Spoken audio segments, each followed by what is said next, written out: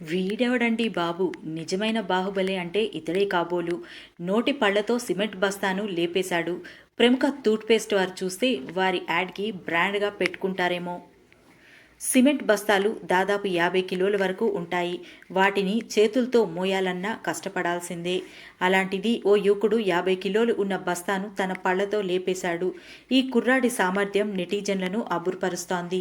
నోటితో ఒక బస్తాను మోస్తూనే తన భుజాలపై మరో 50 కేజీల సిమెంట్ బస్తాను పెట్టుకున్నాడు. రెండింటినీ కొంత దూరం వరకు మోసుకెళ్లి వేరే ఇంటి దగ్గర దింపాడు.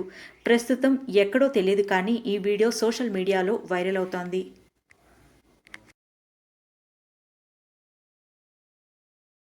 मोटा है